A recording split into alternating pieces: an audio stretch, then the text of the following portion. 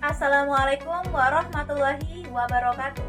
Selamat malam Bapak Ibu dosen pengampu mata kuliah Keyarsian dan Pemikiran Muhammad Nasir beserta Bapak Ibu rekan-rekan mahasiswa negari angkatan tahun 2025.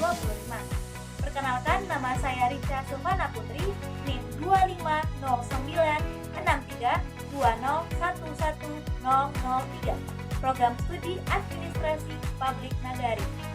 Baik, untuk tidak memperpanjang mukadimah, langsung saja saya menjelaskan mengenai sejarah perkembangan dan nilai perjuangan YARSI Sumatera Barat.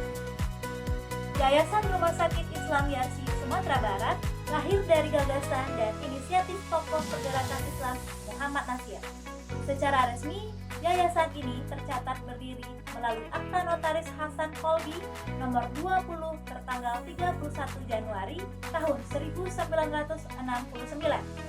Niat pendiriannya adalah mengintegrasikan pelayanan kesehatan dengan nilai-nilai dakwah Islamiyah, memberikan layanan kesehatan yang bermartabat tanpa memandang agama, suku, atau status sosial.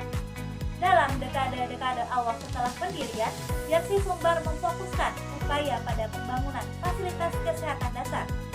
Balai-balai kesehatan yang telah berkembang menjadi rumah sakit yang melayani masyarakat luas di beberapa kabupaten kota di Sumatera Barat. Sumber-sumber sejarah institusional menekankan bahwa langkah-langkah awal ini bukan sekedar ekspansi layanan medis, melainkan upaya sistematis mewujudkan misi kemanusiaan yang berakar pada visi Islam dan semangat solidaritas sosial. Perkembangan organisasi YARSI Sumbar dari lembaga balai kesehatan kecil menjadi jaringan rumah sakit yang lebih mapan menunjukkan kombinasi antara komitmen wakaf, dukungan masyarakat lokal, dan pengelolaan yayasan yang berorientasi pada keberlanjutan.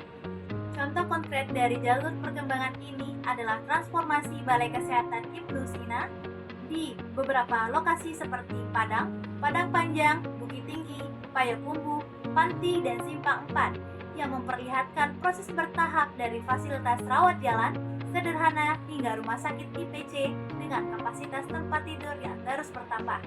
Selanjutnya, YARSI Sumbar juga memiliki satu institusi pendidikan STIKES, YARSI Sumbar, dan sekarang menjadi Universitas Muhammad Nasir Bukit Tinggi. Selain itu, YARSI juga mempunyai PT Marsitah yang membawahi minimarket dan outsourcing kebersihan. Selain itu, penerimaan gedung wakaf dan dukungan tokoh masyarakat lokal menjadi faktor penting yang mempercepat kapasitas pelayanan dan memperluas jangkauan layanan kesehatan YARSI di Sumatera Barat. Transformasi struktural dan peningkatan fasilitas ini tercatat dalam arsip-arsip sejarah rumah sakit di bawah naungan YARSI. Seiring waktu, YARSI Sumbar tidak hanya mengembangkan layanan medis, tetapi juga memperkuat aspek kelembagaan dan keberlanjutan ekonomi sosial melalui pembentukan unit-unit kerja baru dan pengelolaan aset wakaf pada tahun-tahun kebelakangan.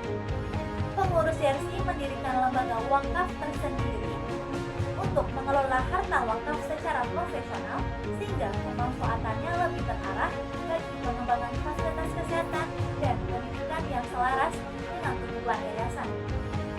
Langkah-langkah ini menunjukkan pembelajaran kelembagaan dari organisasi pelayanan langsung menjadi organisasi yang mengelola sumber daya jangka panjang untuk kepentingan umat dan masyarakat. Upaya kelembagaan tersebut menjadi salah satu pilar penting agar misi sosial dakwah YARSI tetap berkelanjutan dan tidak rentan terhadap fluktuasi perkembangan finansial. Nilai-nilai perjuangan YARSI Sumbar tercermin dalam prinsip-prinsip operasionalnya, mengabdikan diskriminasi, profesionalisme dalam pelayanan, dan integrasi nilai-nilai Islam dalam praktik kesehatan. Sebagai bentuk hal, dari sudut pandang sejarah nilai perjuangan ini bermula dari niat pendiri untuk mengangkat derajat kesehatan masyarakat sebagai bagian dari kewajiban sosial agama, ya, tergeraklah melalui kerja keras tenaga medis lokal, tokoh masyarakat, dan donatur yang mengorbankan waktu, modal, dan sumber daya untuk membangun fasilitas yang dulu hampir mustahil di beberapa daerah. Nilai-nilai seperti amanah, keikhlasan, dan disiplin yang dipromosikan oleh unit-unit rumah sakit Yarsi menjadi warisan budaya organisasi yang terus diwariskan ke generasi pengelola berikutnya. Perjuangan konkret Yarsi Sumber juga terlihat dari kontribusinya pada pendidikan kesehatan dan penguatan sumber daya manusia lokal. Pengelolaan rumah sakit yang konsisten memungkinkan pembukaan iklim pembelajaran klinis dan manajerial. Beberapa unit Yarsi mendorong lahirnya kerjasama dengan instruksi, pendidikan, dan program pelatihan bagi tenaga kesehatan. Dan selain itu, rekam medis perjuangan sosial Yarsi, misalnya pelayanan terhadap pasien miskin, penerimaan wakaf gedung untuk fasilitas publik, dan perluasan layanan ke daerah terpencil menggambarkan bagaimana visi awal diterjemahkan menjadi praktek sehari-hari yang berdampak nyata pada peningkatan akses dan mutu layanan kesehatan di Sumatera Barat. Pencapaian-pencapaian ini sering dipublikasikan dalam laporan lembaga dan catatan perjalanan institusi.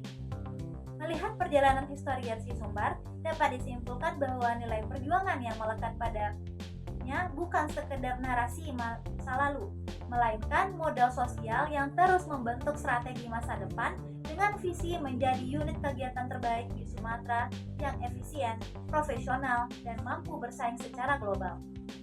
Demikianlah penyampaian sejarah perkembangan dan nilai perjuangan Yarsi Sumatera Barat.